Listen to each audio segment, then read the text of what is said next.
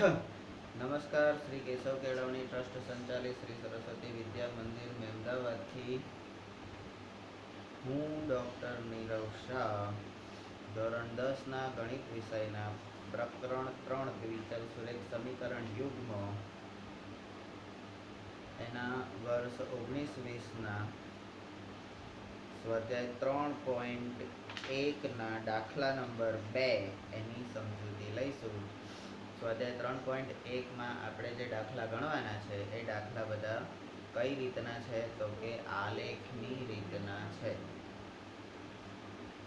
તો આપણે શું કરવું પડે તો આલેખની રીતના ઉકેલ મેળવવા માટેના સ્ટેપ એ બધા પાછા બોલી જવાના, એટલે યાદ કરી લેવાના ને. હા, તો આલેખની રીત સ્ટેપ નંબર 1. Step number 1. દ્વિચલ સુરેખ સમીકરણ બનાવવું. દ્વિચલ સુરેખ સમીકરણ બનાવવું. Step number 2. Step number 2. પ્રમાણિત સ્વરૂપમાં ફેરવવું. પ્રમાણિત સ્વરૂપમાં ફેરવવું. Step number 3. Step number 3. એક ચલના સ્વરૂપમાં બીજા ચલનું સૂત્ર મેળવવું. એક ચલના સ્વરૂપમાં બીજા ચલનું સૂત્ર મેળવવું. x ની કિંમતો માટે y ની કિંમત મેળવવી. x ની કિંમતો માટે y ની કિંમત મેળવવી. Step number 5. કોષ્ટક બનાવવું. Step number 5. કોષ્ટક બનાવવું. Step number 6. ઉકેલ ગણ રચવો. Step number 6. ઉકેલ ગણ રચવો. Step number 7. સ્ટેપ ઉકેલના બિંદુઓનું આલેખ પર નિરૂપણ કરવું. Step number 7. ઉકેલના બિંદુઓનું આલેખ પર નિરૂપણ કરવું. Step number 8. બિંદુઓને જોડતી રેખાઓ રચો. Step number 8. બિંદુઓને જોડતી રેખા રચો. Step number 9. રેખાઓ માટેના 3 વિકલ્પો ચકાસો. Step number 9. રેખાઓ માટેના 3 વિકલ્પ ચકાસો. જો રેખાઓ પરસ્પર છેદતી હોય જો રેખાઓ પરસ્પર છેદતી હોય તો અનન્ય ઉકેલ મળે. તો અનન્ય ઉકેલ મળે. જો રેખાઓ સમાંતર હોય જો રેખાઓ સમાંતર હોય તો એક પણ ઉકેલ મળે નહીં. તો એક પણ ઉકેલ મળે નહીં. અને જો રેખાઓ સંપાતી હોય અને જો રેખાઓ સંપાતી હોય તો અનંત ઉકેલ મળે. તો અનંત ઉકેલ મળે. આ આલેખની રીતે ઉકેલ માટેના સ્ટેપ છે. બરાબર. હવે આપણે સ્વાધ્યાય 3.1નો બીજો દાખલો કરીએ છીએ. એની અંદરની રકમ છે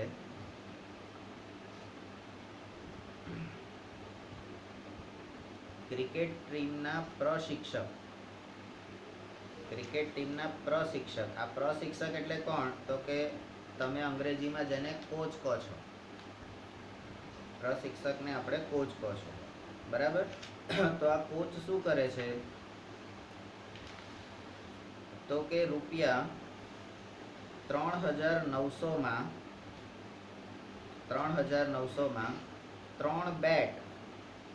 3 બેટ અને 6 દડા ખરીદે છે.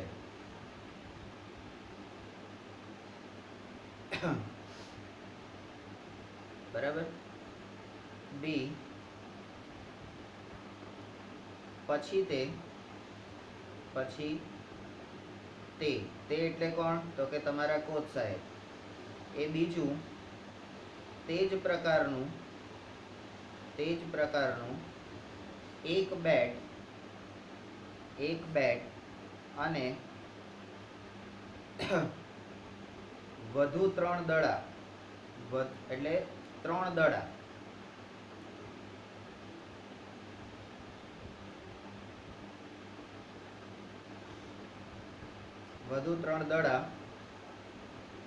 રૂપિયા 1,300માં ખરીદે છે.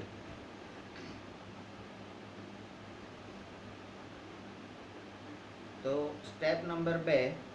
આ પરિસ્થિતિને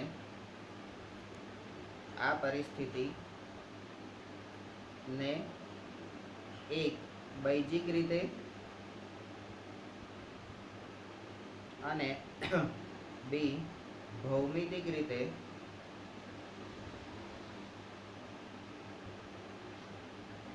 દર્શાવો. બરાબર. અહીંયા જે આપણે પહેલો દાખલો હતો એ પ્રમાણે જ આ વસ્તુ છે. બરાબર. એને ભૌમિતિક રીતે અને બૈજિક રીતે આપણે દર્શાવવાની છે. તો ઉકેલ આપણે શરૂ કરીએ છીએ. ઉકેલમાં સ્ટેપ નંબર 1. તો આપણું આલેખની રીતનું પહેલું સ્ટેપ શું છે? તો કે દ્વિચલ સુરેખ સમીકરણ યુગ્મ બનાવવો. બરાબર. તો અહીંયા આપણે દ્વિચલ સુરેખ સમીકરણ યુગ્મ બનાવવા માટેના આપણા સ્ટેપ હવે અહીંયા કરીશું. તો અહીંયા આપણને કોઈ પ્રમાણિત સ્વરૂપવાળું કોઈ સમીકરણ આપેલું નથી કે પ્રમાણિત સ્વરૂપ ax + by + c = 0. આવું કોઈ સમીકરણ અહીંયા આપેલું નથી, ખાલી શબ્દો આપેલા છે. તો શબ્દો પરથી, જેમ આપણે વિજ્ઞાનની અંદર કર્યું ને કે શાબ્દિક સમીકરણમાંથી રાસાયણિક સમીકરણ બનાવ્યું, એવી રીતે અહીંયા આગળ આપણે શબ્દોમાંથી આપણે દ્વિચલ સુરેખ સમીકરણ બનાવવાનું છે. તો અહીંયા આપણી પાસે શબ્દો છે. તો અહીંયા બે વસ્તુ આપણી પાસે આપેલી છે, બેટ અને દડા. બંને પ્રકારમાં બેટ અને દડા એ કોમન વસ્તુ છે. તો બેટ માટે અને દડા માટે આપણે કોઈ પણ વસ્તુ ધારવાની છે. તો ધારો કે એક બેટની કિંમત બરાબર ₹x અને એક દડાની કિંમત બરાબર ₹y. એટલે આપણે બેટને x કહીશું અને દડાને y કહીશું. બરાબર. તો અહીંયા આપણી ધારણા જે છે એ ધારણા અહીંયા પૂરી થઈ. હવે આપણે શરત નંબર 1 નો ઉપયોગ કરીશું. શરત નંબર 1 કે 3900 રૂપિયામાં 3 બેટ અને 6 દડા ખરીદે છે. બરાબર. તો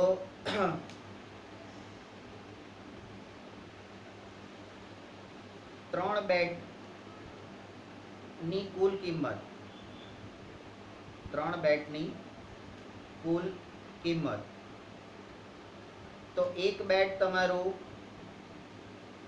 x હોય તો 3 × x બરાબર કેટલા થશે? 3x રૂપિયા.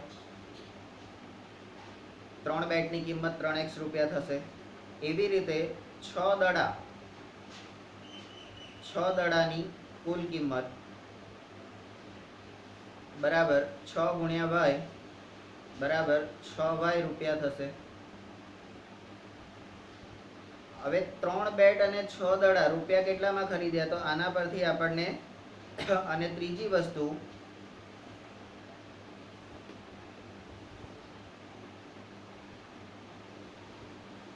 સી, આપેલ માહિતી મુજબ,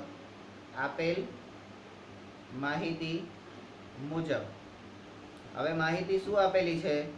તો કે 3 બેટ અને 6 દડા ની કુલ કિંમત ₹3900 3900 છે. તો આના પરથી આપણે સમીકરણ બનાવીએ તો કેવી રીતે બનશે? તો કે 3x + 6y બરાબર 3900. આવું એક સમીકરણ આપણને મળશે. હવે આ સમીકરણમાંથી આખા સમીકરણને તમે 3 વડે ભાગો તો અહીંયા સમીકરણને 3 વડે ભાગો. બરાબર.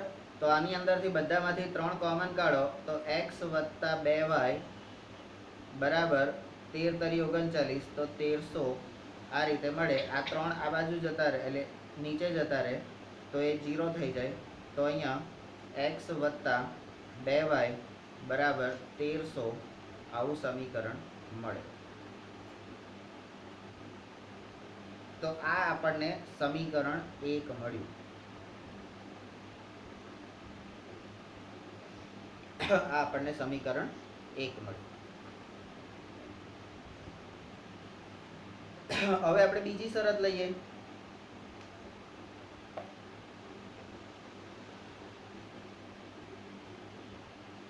તો બીજી શરત શું છે? તો કે એક બેટ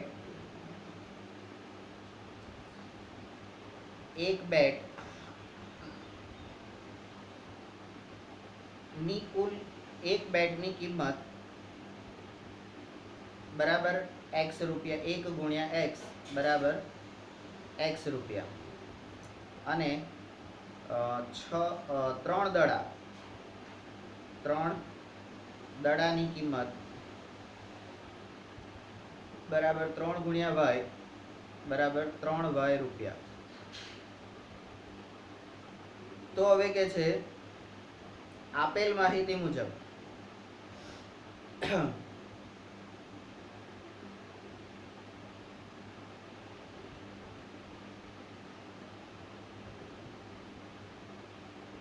આપેલ માહિતી મુજબ આપણને માહિતી શું આપેલી છે?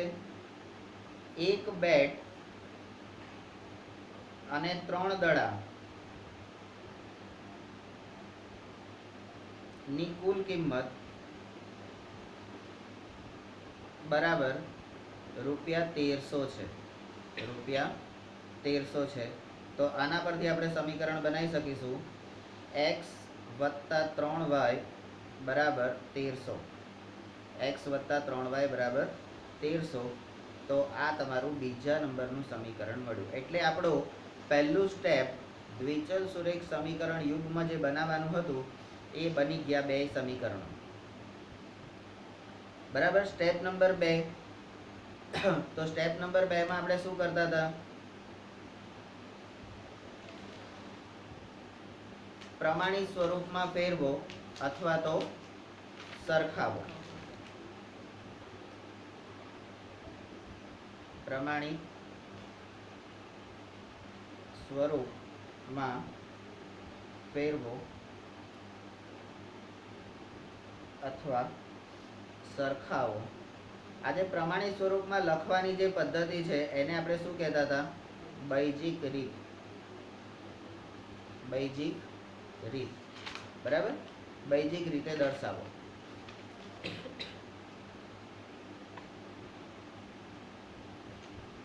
તો અહીંયા આપણે બૈજિક રીતે દર્શાવીએ છીએ તો એને આ રીતે દર્શાવી શકાય. કારણ કે આપણું પ્રમાણિત સ્વરૂપ કયું છે?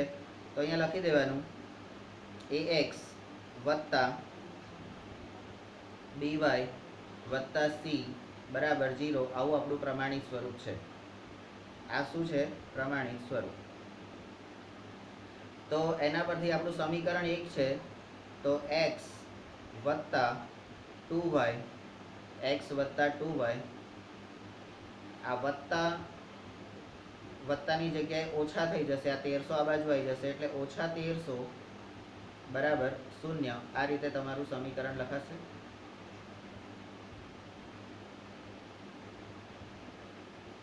અને એવી જ રીતે આ સમીકરણને લખીએ તો x વત્તા 3y ઓછા 1300 બરાબર 0. એને તમે સમીકરણ નંબર 2 કહેશો.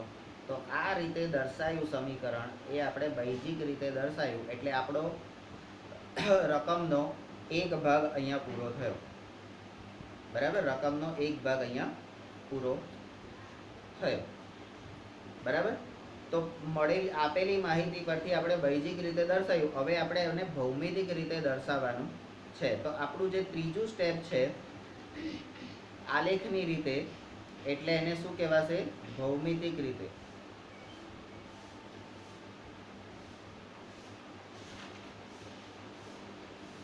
તો આના પછીનું ત્રીજું સ્ટેપ લખવા માટે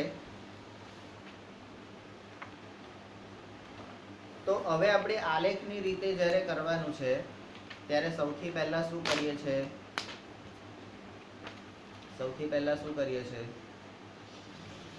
તો પહેલું સ્ટેપ આલેખની રીતે શું છે? એક ચલના સ્વરૂપમાં બીજા ચલનું સૂત્ર મેળવવું. બરાબર.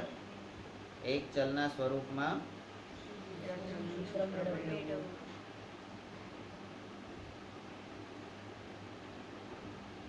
તો સ્ટેપ નંબર કયું આવશે?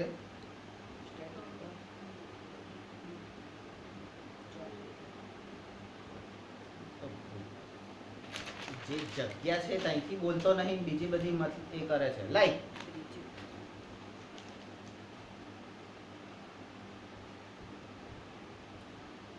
તો સ્ટેપ નંબર માં કેવી રીતે કરીશું હવે આપણે? તો અહીંયા ભૌમિતિક રીતે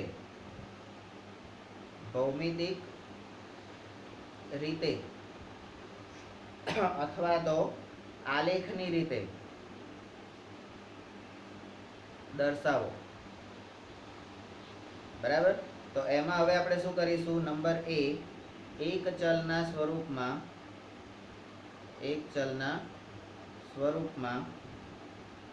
બીજાનું સૂત્ર મેળવવાનું. તો અહીંયા આગળ હવે આપણું સમીકરણ હતું, આપણને જે મળેલું છે સમીકરણ નંબર 1. બરાબર. સમીકરણ નંબર 1. તો અહીંયા હું આ રીતે પણ લખી શકું, સમીકરણ 1 અને સમીકરણ 2, અને એના બે ભાગ પહેલેથી જ સીધા બે ભાગ પાડી દઉં. બરાબર. કારણ કે મારે હવે બે જ ભાગમાં લેવાનું છે. તો સમીકરણ 1 મારું કયું છે? તો કે x + 2y બરાબર 1300. અને સમીકરણ 2 કયું છે? x + 3y બરાબર 1300. આવા બે સમીકરણ છે. એક ચલના સ્વરૂપમાં મારે લેવાનું હોય તો આપણે સામાન્ય રીતે y ના સ્વરૂપમાં જ લઈએ છીએ. તો y ના સ્વરૂપમાં લેવું હોય તો અહીંયા 2y એમના એમ રહેશે, આ x આ બાજુ જતું રહેશે, એટલે આપણી રકમ કેવી થઈ જશે? 1300 - x. 1300 - x આવી રીતે થઈ જશે.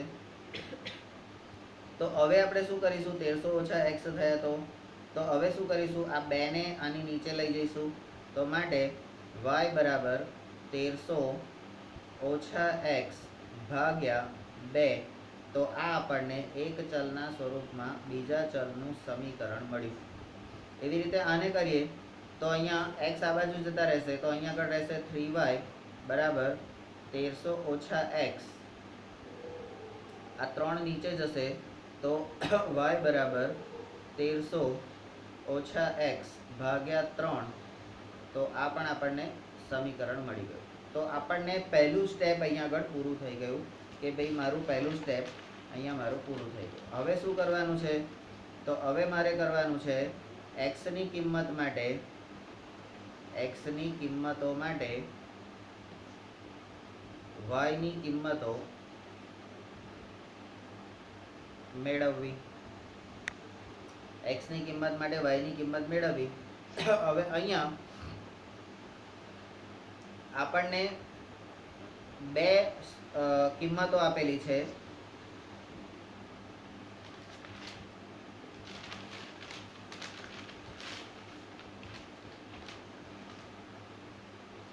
x બરાબર અહીંયા 100 ધારેલા છે અને બીજામાં x બરાબર 1300 ધારેલા છે. તો આ બેને આપણે કેવી રીતે સોલ્વ કરીશું? તો અહીંયા આપણું જે સમીકરણ હવે છે એક ચલના સ્વરૂપમાં y બરાબર 1300 - x ભાગ્યા 2. અહીંયા x બરાબર 100 મૂકવાના છે. તો 1300 - 100 ભાગ્યા 2. 1300 માંથી 100 જશે એટલે કેટલા થશે? 1200. 1200 ભાગ્યા 2 તો 6 દુ 12, 0 0. તો આપણને જવાબ કેટલો મળશે? y બરાબર 600. y બરાબર 600. બરાબર. તો x ની કિંમત જ્યારે આપણે 100 લઈએ છીએ ત્યારે આપણને y ની કિંમત મળે છે 600. હવે અહીંયા x ની કિંમત આપણે 1300 લઈએ છીએ. બરાબર. x ની કિંમત 1300 લઈએ છીએ. ફરીથી આ જ સમીકરણ લખીએ છીએ. y બરાબર 1300 - x ભાગ્યા 2. અહીંયા 1300 - x બરાબર 1300 લખવાના છે ભાગ્યા 2. 1300 માંથી 1300 જતા રહેશે એટલે શું આવશે? 0 ભાગ્યા 2. તો 0 ભાગ્યા 2 એટલે કોઈ પણ સંખ્યા વડે 0 ને તમે ભાગો તો તમારો જવાબ કેટલો મળશે? 0. તો અહીંયા તમને બે x અને y ની કિંમતો માટે તમને મળી ગયા. આ બાજુ જે હવે આવશે આ બધું શેના માટે આવશે? સમીકરણ 1 માટે. અને આ બાજુ જે આવશે એ બધું શેના માટે આવશે? સમીકરણ 2 માટે. હવે આપણે સમીકરણ 2 માટે x ની કિંમતો જોઈએ છે. બરાબર. તો અહીંયા પણ x બરાબર 100 અને x બરાબર 1300. બંને બાજુ સેમ રકમ સંખ્યાઓ લીધેલી છે. હા. તો હવે આપણે શું કરીશું?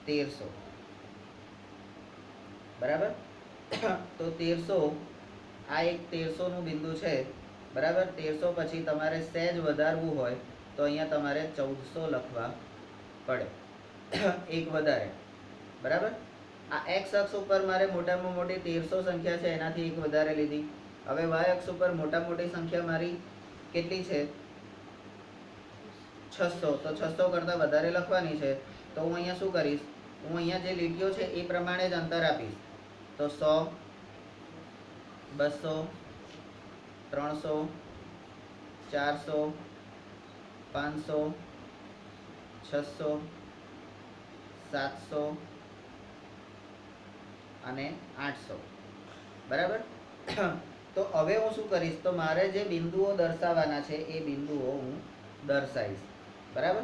તો સૌથી પહેલું મારું કોષ્ટક પ્રમાણે પહેલું બિંદુ કયું છે પહેલા સમીકરણ માટેનું, તો 100 એ 600. તો એક્સ અક્ષ ઉપર 100 તો વાય અક્ષ ઉપર 600 બરાબર. તો આ વસ્તુને મારે ડોટેડ લાઇનથી અથવા તો હું ફૂટપટ્ટીથી અહીંયા દર્શાવી શકીશ. આ જે બંને બાજુ લંબ દોરતા આપણે 9મા ધોરણમાં એવું શીખી ગયા છે કે બંને બાજુ લંબ દોરવાનો છે, બંને બાજુ લંબ દોરવાનો છે અને લંબ જ્યાં છેદે ત્યાં આગળ તમારું બિંદુ મૂકવાનું છે. એટલે અહીંયા બિંદુ કયું થશે, તો કે 100 એ 600 અને આ બિંદુને આપણે બિંદુ A કહીએ છીએ બરાબર. હવે બીજું એક બિંદુ છે તો 1300 એ 0, 1300 એ 0. તો 1300 એ 0 એટલે એક બિંદુ અહીંયા આગળ છે આ રહ્યું બરાબર. એને હું કહીશ 1300 એ 0. પણ આ બિંદુ કયું છે, તો કે બિંદુ B. તો સમીકરણ 1, હવે આ બંને બિંદુને મારે જોડી દેવાના છે, આ બંને બિંદુને મારે જોડી દેવાના છે બરાબર. તો હું આ બંને બિંદુને જોડી દઈશ. તો આ બંને બિંદુને જોડતું જે રેખા મળશે એની ઉપર હું મારા સમીકરણ 1 એટલે x + 2y બરાબર 1300, આ મારું સમીકરણ 1 છે. હવે મારું બીજું સમીકરણ છે x + 3y બરાબર 1300. તો એમાં શું છે, તો 100 એ 400, 100 એ 400. તો અહીંયા 100 અહીંયા છે અને 400 અહીંયા છે. તો ફરીથી આ જ લાઈન ડોટેડ લાઈનથી હું 100 એ 400 એટલે મારું બિંદુ અહીંયા મળશે. તો એ બિંદુને હું ક્યુ પી બિંદુ કહું છું. તો 100 એ 400 આ મારું બિંદુ મળ્યું. હવે બીજું બિંદુ છે 100 એ 1300. તો મારું ક્યુ બિંદુ જે છે એ 1300 એ 100 અને 1300 એ 0 એ અહીંયા જ મળશે. તો હવે આ બેને હું ફરીથી જોઈન્ટ કરીશ, આ બંનેને હું ફરીથી જોઈન્ટ કરીશ બરાબર. તો અહીંયા આ એરો અહીંયા, આ એરો અહીંયા. તો મારું છેદ બિંદુ આવ્યું 1300 એ 0. પણ આ કયા સમીકરણ માટે, તો કે x + 3y બરાબર 1300 આના માટેનું આવ્યું. તો મારું છેદ બિંદુ કયું આવ્યું, આ આવ્યું. તો હવે મારે શું કરવાનું છે, આલેખ પત્ર પર મારું નિરૂપણ થઈ ગયું બરાબર, આલેખ દોરાઈ ગયો. હવે મારે શું કરવાનું છે, તો સ્ટેપ નંબર આગળ બંને રેખાઓ એટલે જોડતી રેખાઓ, બિંદુઓને આલેખ પત્ર પર મૂક્યા એને જોડતી રેખાઓ મેં બનાવી દીધી. હવે મારું લાસ્ટ એટલે કે આલેખના રીતનું 9મું સ્ટેપ જે છે રેખા માટેના વિકલ્પ. તો અહીંયા બંને રેખાઓ પરસ્પર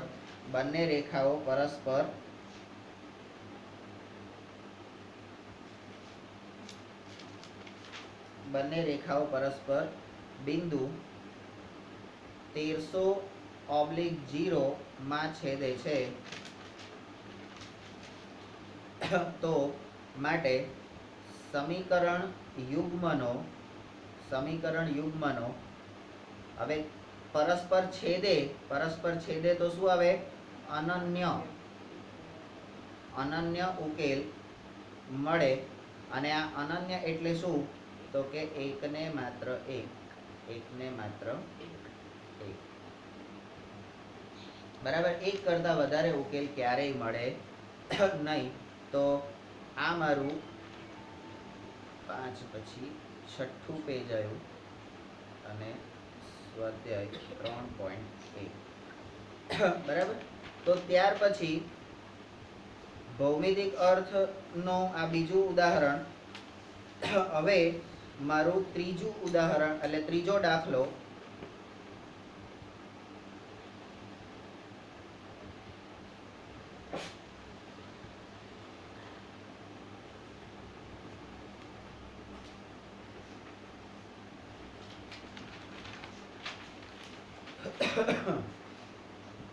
તો હવે મારો દાખલો ત્રીજો એટલે 3.1 નો ત્રીજો દાખલો જે છે એ દાખલો હવે હું લઈશ.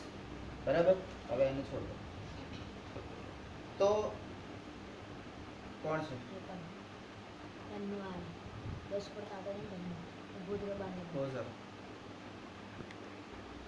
હવે તમે જોયું કે એક દાખલો એ સમજવા માટે તમને કેટલો ટાઈમ જોઈશે. બરાબર. એ પ્રમાણે તમારે ટાઈમિંગ તમારા સેટ કરવાના છે. બરાબર. 30 મિનિટ થઈ. તો હવે આપણો દાખલો ત્રીજો, એની જે રકમ છે એના આપણે ભાગ પાડીએ છીએ, રકમને સમજીએ છીએ. હવે રકમને જ્યારે આપણે રકમને સમજીએ ને ત્યારે રકમ લખતા લખતા જ એને એવી રીતે ભાગ પાડી નાખવાના કે આપણે ફરીથી એની સામે જોવાનું થાય નહીં. બરાબર. અને ફરી જ્યારે આપણે તૈયારી કરીએ ત્યારે આપણે બુક અને નવનીતને હાથ જ નહીં લગાડીએ. બરાબર. આપણે સીધું આ મટીરિયલને જ હાથ લગાડીશું. આ જ પ્રમાણે આપણી તૈયારી કરીશું. બરાબર. હવે રકમ છે એક દિવસે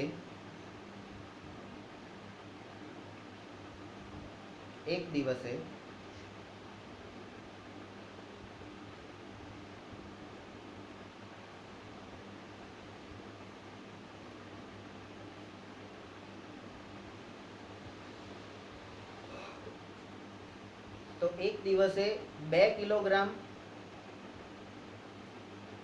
કિલોગ્રામ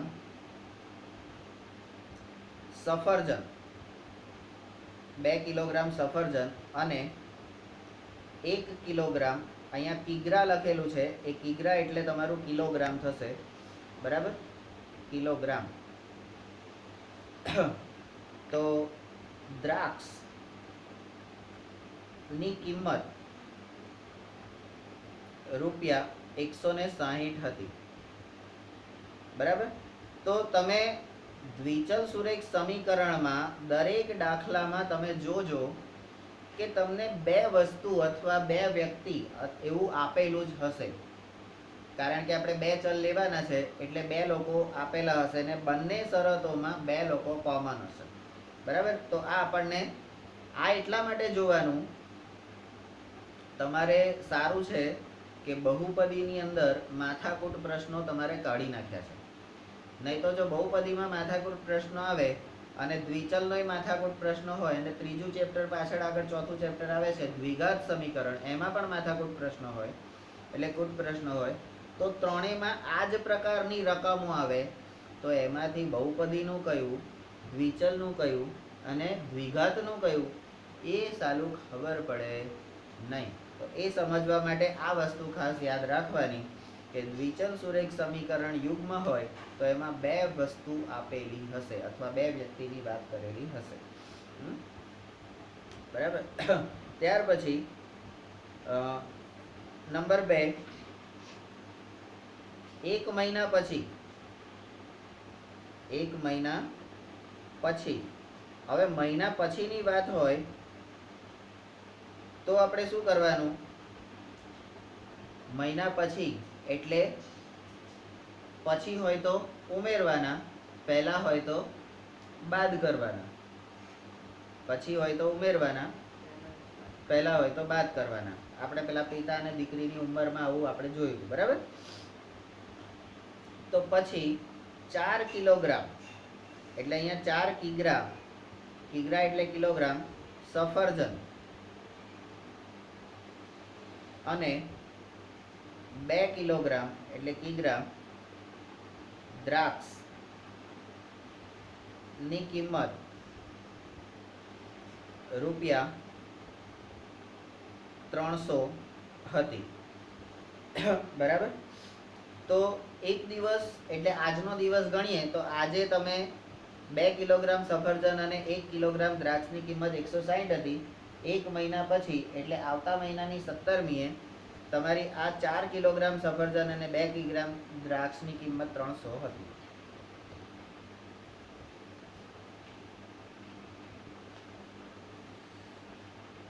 હવે આ જે પરિસ્થિતિ છે, આ પરિસ્થિતિને એક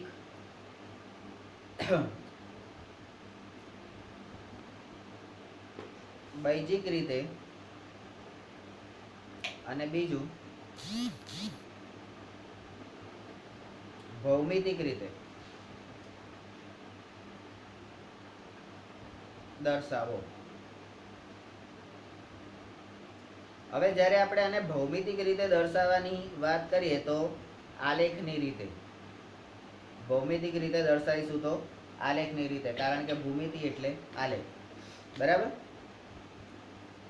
આપણે દાખલાનો ઉકેલ જોઈએ તો દાખલાના ઉકેલ માટે આપણે સ્ટેપ નંબર 1, તો સૌથી પહેલું સ્ટેપ શું છે તો કે દ્વિચલ સુરેખ સમીકરણ યુગ્મ બનાવવું. બરાબર. અથવા બનાવવા, કારણ કે 2 બનાવવાના છે ને એટલા માટે. બરાબર. તો એની અંદર હવે આપણે શું કરીશું? દ્વિચલ સુરેખ સમીકરણ. તો પહેલા તો સફરજન અને દ્રાક્ષ માટે કંઈ ધારવું પડશે. બરાબર. તો ધારો કે 1 કિગ્રા સફરજન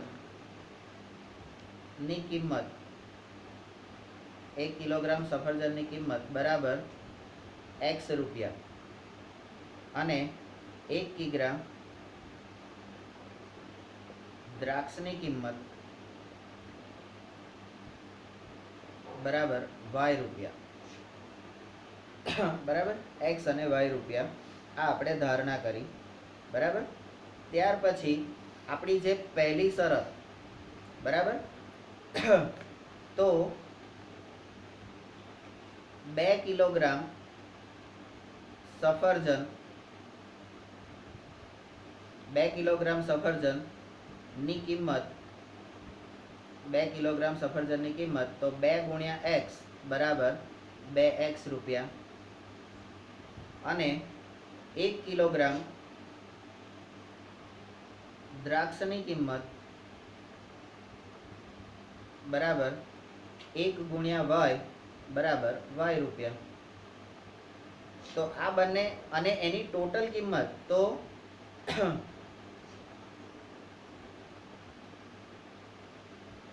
સફરજન અને દ્રાક્ષની કુલ કિંમત બરાબર 160 રૂપિયા. તો આપેલ માહિતી મુજબ આપણે સમીકરણ બનાવવું હશે તો કેવી રીતે બનશે? તો કે 2x + y બરાબર 160 આવું એક સમીકરણ મળશે. બરાબર. આ સમીકરણને તમે સમીકરણ નંબર 1 આપો. બરાબર. હવે આપણે બીજી શરત લઈએ 1 મહિના પછીની.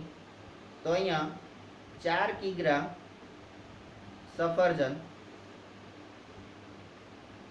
ની કિંમત 4 કિલોગ્રામ સફરજનની કિંમત 4 ગુણ્યા x બરાબર 4x રૂપિયા. 2 કિલોગ્રામ દ્રાક્ષ 2 કિગ્રા દ્રાક્ષની કિંમત બરાબર 2 ગુણ્યા y બરાબર 2y રૂપિયા અને સફરજન અને દ્રાક્ષની કુલ કિંમત કેટલી છે? તો 300 રૂપિયા. તો આના પરથી આપેલ માહિતી મુજબ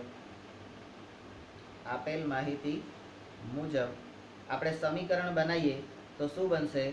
તો 4x + 2y બરાબર 4x + 2y બરાબર 300. તો એને આપણે સમીકરણ નંબર 2 કહી દઈશું. સમીકરણ નંબર 2 કહીશું. બરાબર. આપણું પહેલું સ્ટેપ દ્વિચલ સુરેખ સમીકરણ યુગ્મ બનાવવા એ પૂરું થયું. હવે આપણે આ સમીકરણોને બૈજિક રીતે દર્શાવીએ. તો બૈજિક રીતે દર્શાવવા માટે આપણે શું કરીશું? તો કે પ્રમાણિત સ્વરૂપમાં ફેરવો અને સરખાવો. બરાબર. તો આપણું પ્રમાણિત સ્વરૂપ કયું છે? ax + by + c બરાબર 0. તો અહીંયા સમીકરણ 1 છે આપણું 2x + y ઓછા 160, આ 160 આ બાજુ જતા રહે બરાબર 0, અને 4x + 2y આ 300 આ બાજુ જતા રહે તો -300 બરાબર 0. તો આ જે દર્શાયા સમીકરણ 1 અને 2 ને એ આપણે બૈજિક રીતે દર્શાયા. એટલે આપણા દાખલાનો પહેલો ભાગ અહીંયા પૂરો થઈ ગયો. પહેલો પ્રશ્ન પૂરો થઈ ગયો. હવે આપણે સ્ટેપ નંબર 3, તો એને હવે ભૌમિતિક રીતે દર્શાવવાનો છે.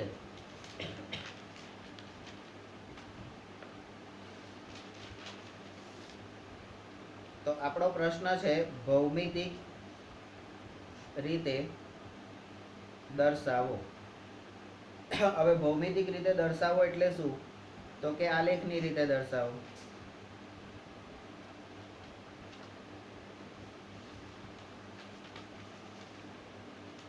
ભૌમિતિક રીતે દર્શાવો એટલે આલેખની રીતે દર્શાવો.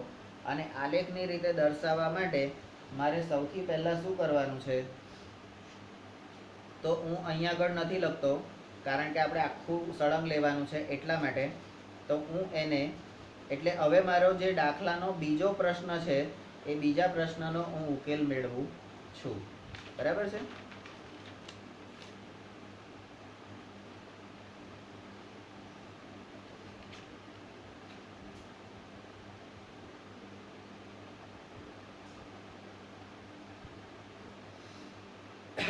તો એ એક ચલના સ્વરૂપમાં બીજાનું સૂત્ર. એક ચલના સ્વરૂપમાં બીજાનું સૂત્ર, આવું મારે કરવાનું. તો અહીંયા હવે હું આખા પેજને 2 ભાગમાં વહેંચી કાઢીશ, સમીકરણ 1 અને સમીકરણ 2. બરાબર. તો આપણું પેજ અહીંયા હાંસિયા સુધીનું જ રહેશે. એટલે આપણે મોસ્ટલી હાંસિયાને અને આ પહેલી લીટીને એ બેને વચ્ચે 2 સરખા ભાગ થાય એ રીતે આપણે ભાગ પાડી દેવાના. આ સેલ્ફ હાંસિયો છે એ, એટલે અહીંયાથી આટલું. આ બાજુ પંચિંગ માટેની જગ્યા રહેવા દેવાની. બરાબર. તો હવે મારું સમીકરણ કયું છે? તો સમીકરણ 1 મારું છે 2x + y બરાબર 160. તો આમાં એક ચલ પ્રમાણે મારે y નું આપણે કોમન લઈએ છીએ. તો y બરાબર 160 - 2x. તો આપણને સીધું અહીંયા સૂત્ર મળી ગયું. એક ચલના સ્વરૂપમાં બીજા ચલનું સૂત્ર. બીજું મારું સમીકરણ છે 4x + 2y બરાબર 300. તો અહીંયા મારે y ના સ્વરૂપમાં લેવાનું છે એટલે 4x આ બાજુ જશે. તો 2y બરાબર 300 - 4x આ 2 નીચે જશે. તો માટે y બરાબર 300 - 4x ભાગ્યા 2. તો આ મને બીજા સમીકરણનું સૂત્ર મળ્યું. હવે સ્ટેપ નંબર 2, તો મારે શું કરવાનું છે? તો કે x ની કિંમતો માટે y ની કિંમતો મેળવો. x ની કિંમત માટે y ની કિંમત મેળવો. તો અહીંયા x ની જુદી જુદી કિંમત સમીકરણ 1 માટે મારે કઈ લેવાની છે? તો x બરાબર 0 અને x બરાબર 80. કઈ લેવાની છે? x બરાબર 0 અને x બરાબર 80. બરાબર. તો હવે એના પણ પાછા 2 ભાગ પાડી દેવાના છે. તો x બરાબર 0 એ મારે સમીકરણ મારું છે y બરાબર 160 માઇનસ 2x, y બરાબર 160 માઇનસ 2x, તો 160 માઇનસ 2 ઇન્ટુ 0, તો જવાબ શું આવશે? 2 ઇન્ટુ 0 એટલે 0 થઈ જશે. તો માટે y બરાબર કેટલા થશે? y બરાબર 160. તો x 0 લેતા y ની કિંમત મને મળે છે 160. બરાબર. હવે આ બાજુ x ની કિંમત 80 લેતા તો y બરાબર 160 માઇનસ 2x, તો 160 માઇનસ 2 ઇન્ટુ 80, તો 160 માઇનસ 8 દુ 16 એટલે 160. તો y બરાબર કેટલા થઈ જશે? 0. અત્યારે હું નવનીતની અંદર જે આપેલું છે એ જ વસ્તુ લઉં છું. બરાબર. બીજા મુદ્દા કેવી રીતે આવશે એ જોવાના નથી. એટલે બીજી આપણે એવું કીધું છે કે આ સિવાયના પણ એક્સની કિંમતો તમે ધારી શકો, પણ આપણે આ જ લઈએ છીએ કારણ કે ઓછામાં ઓછા બે ઉકેલ આપણે લેવાના છે. બરાબર. અને આ જ બે કેમ લીધા? આ જ બે કેમ લીધા? તો એનું પણ આપણને સોલ્યુશન આપેલું હતું કે આ જ કેમ લીધા? તો એક સમીકરણ માટે તમે y ની કિંમત 0 લઈ લો તો તમને x ની કિંમત ધારવા માટે મળશે, અને એ જ સમીકરણ માટે તમે x ની કિંમત 0 લઈ લો તો તમને y ની કિંમત ધારવા મળશે. એટલે આ ધાર્યું તો આ ધાર્યું તો આ, એ રીતે તમને સમીકરણની કેમ આ જ ધાર્યું એ પણ ખબર પડી જશે. બરાબર. હવે સમીકરણ 2 માટે આપણે જોઈએ તો x બરાબર કેટલા લેવાના છે? તો કે 0 લેવાના છે, અને એના ભાગ પાડી અને x બરાબર બીજી કિંમત કેટલી લેવાની છે? તો કે 75 લેવાની છે. બરાબર. તો x બરાબર 0, તો y આપણું સમીકરણ અહીંયા મૂકીશ. y બરાબર 300 માઇનસ 4x ભાગ્યા 2 બરાબર 300 માઇનસ 4 ઇન્ટુ 0 ભાગ્યા 2 બરાબર 300 ભાગ્યા 2. હવે 300 ભાગ્યા 2 તો 15 દુ 30, 150. તો માટે y બરાબર કેટલા આવશે? 150. અહીં આગળ તો કે y બરાબર 300 માઇનસ 4x ભાગ્યા 2 બરાબર 300 માઇનસ 4 ઇન્ટુ 75 ભાગ્યા 2, તો 300 માઇનસ 75 ચોક 300 થાય ભાગ્યા 2, તો 300 ને 300 એટલે 0 ભાગ્યા 2. તો અહીંયા y ની કિંમત તમને કેટલી મળશે? 0. y ની કિંમત કેટલી મળશે? 0. બરાબર. તો અહીંયા આપણો બીજું સ્ટેપ જે છે, x અને y ની કિંમત, x ની કિંમતો માટે y ની કિંમતો આપણે મેળવી. હવે આપણે શું કરીશું? તો કે કોષ્ટક રચો. કોષ્ટક રચો. તો સમીકરણ 1 માટે આપણે કોષ્ટક રચીએ છીએ. તો x અને y ની કિંમત આપણે લેવાની છે. x બરાબર 0 લીધું તો y ની કિંમત કેટલી મળી? 160. અને x બરાબર 80 લીધું તો y ની કિંમત કેટલી મળી? 0. બરાબર. સમીકરણ 2 માટે આ જ વસ્તુ આપણે કરીએ. તો x ની કિંમત અને y ની કિંમત, x ની કિંમત મેં 0 લીધી તો y ની કિંમત મને મળી 150.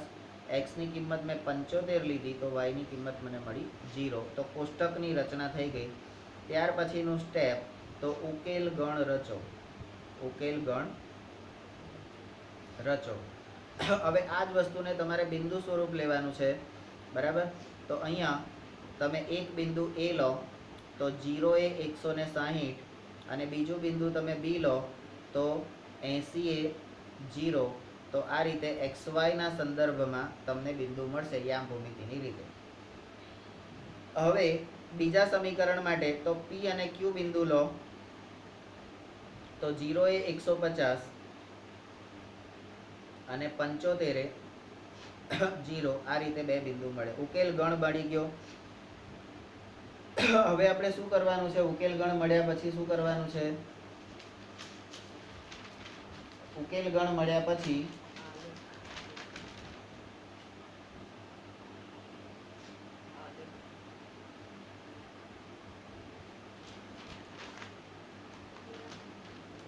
હા, ઉકેલના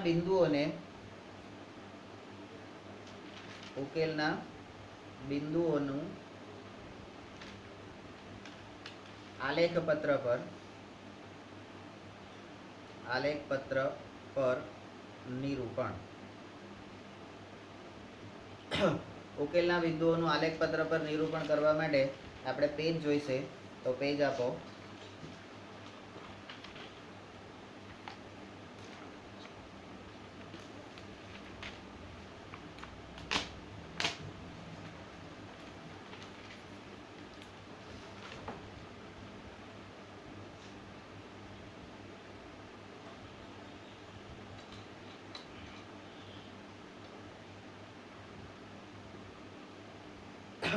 હવે આપણે આલેખ પત્ર પર એનું નિરૂપણ કરીએ છીએ.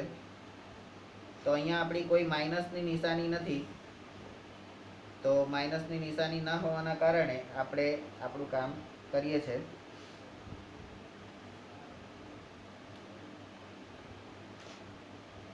એક્સ એક્સ ડેશ આલેખ જ્યારે દોરો ત્યારે આ ખાસ કરવાનું.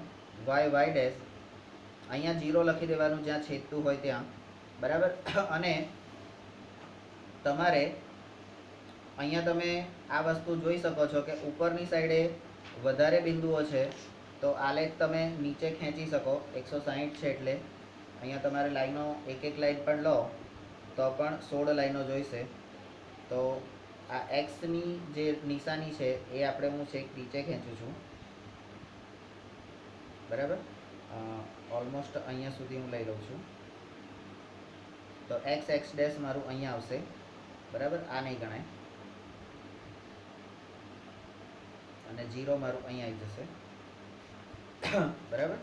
તો અહીંયા આ વાય અક્ષ ઉપર મારે લેવાનું છે. હવે આ એક્સ એક્સ ડેશ અને વાય વાય ડેશ તમે ના લખો તો શું થાય? બટન વાંચતો કહો. આ ના લખો તો શું થાય? તો તમારા આ આલેખના જે અડધો કે 1 માર્ક હોય એ તમને ના મળે. આલેખનો અડધો કે 1 માર્ક હોય એ તમને ના મળે, બરાબર. તો આ ખાસ લખવાની જરૂર કેમ છે એ ખબર. હવે વાય અક્ષ ઉપર મારે 160 સુધી જવાનું છે. 10 20 30 40 50 60 70 80 90 100 110 120 130 140 150 160 અને 170. હું થોડુંક વધારે લઈશ, બરાબર. વાય અક્ષ ઉપર એટલે વાયની મોટામાં મોટી કિંમત કેટલી છે? અરે સોરી, એક્સની મોટામાં મોટી તો 80. તો મારે અહીંયા આગળ 10 20 30 તો 80 સુધી જ જવાનું છે. તો અહીંયા 10 20 30 40 50 60 70 80 અને એક વધારે લેવાનું 90, બરાબર. હવે બિંદુઓ દર્શાવવાનું. આલેખપત્ર પર આલેખ દોરાઈ ગયો તો આલેખપત્ર પર બિંદુ દર્શાવવાના. તો મારું પહેલું બિંદુ કયું છે? તો 0 એ 160. એક્સની કિંમત 0 હોય તો વાયની કિંમત 160. તો મારે સીધું અહીંયા આગળ એક બિંદુ દર્શાવી દેવાનું. બિંદુ એ બરાબર 0 એ 160. બીજું બિંદુ છે 80 એ 0. તો એક્સની કિંમત 0 અરે 80. તો અહીંયા તો મારું બિંદુ બી બરાબર 80 એ 0, વાયની કિંમત 0, બરાબર. હવે આ બેને મારે જોડી દેવાના. હા, તો અહીંયા હવે મારે આ નાની ફૂટપટ્ટી હશે તો ચાલશે નહીં. તો બોર્ડ એક્ઝામમાં પણ મારે થોડીક મોટી સ્કેલ લેવાની, બરાબર. સ્કેલની જરૂર આપણે આટલા માટે જ પડશે. હવે આ કયા સમીકરણની રેખા છે? તો આનું સમીકરણ કયું હતું? 2x y બરાબર 160. આ ખાસ લખવાનું કારણ કે આ સમીકરણ માટેની રેખા છે. હવે બીજા ઉકેલ બિંદુઓ. તો 0 એ x ની કિંમત 0 હોય, y ની કિંમત 150. તો અહીંયા આગળ મારું બિંદુ મળશે. તો અહીંયા એ બિંદુને હું આ રીતે દર્શાવીશ. p 0 150 અને q ની કિંમત 75 એટલે 70 અને 80 ની વચ્ચે એક્ઝેક્ટ એટલે આ બિંદુ 75 એ 0 બરાબર. તો હવે આ બેને હું જોડીશ, આ બેને હું જોડી દઈશ.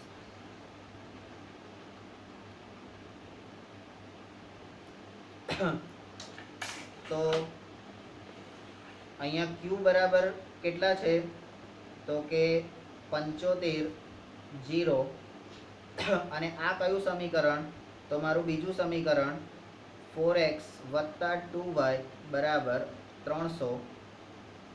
આ બીજા સમીકરણ માટેનો આલેખ થયો. હવે આ બંને રેખાઓ હવે પેલી ચકાસણી કરવાની છે આપણે. આ બંને રેખાઓ કેવી છે હા તો F બંને રેખા એકબીજાને સમાંતર છે. સમાંતર છે તો સમાંતર રેખા હોય, રેખા સમાંતર, તો સમીકરણ યુગ્મનો એક પણ ઉકેલ નથી. ઉકેલ નથી બરાબર. એટલે હવે સમીકરણ યુગ્મનો એક બી ઉકેલ ના હોય તો એવા સમીકરણને આપણે શું કહીએ? સુસંગત નથી. સુસંગત નથી. આવું આપણને એડવાન્સમાં કેવી રીતે ખબર પડી? હજી ભણવામાં તો આવ્યું નથી. તો એડવાન્સમાં એટલે ખબર પડી કે અમે સારાંશ જોઈ લીધો છે બરાબર. તો આ રીતે આપણે આલેખની રીતે દ્વિચલ સુરેખ સમીકરણ યુગ્મનો ઉકેલ કેવી રીતે મેળવવો એ આપણે આ સ્ટેપ યાદ રાખવાના. આના પછી આ કરવાનું, આના પછી આ કરવાનું, આના પછી આ કરવાનું બરાબર.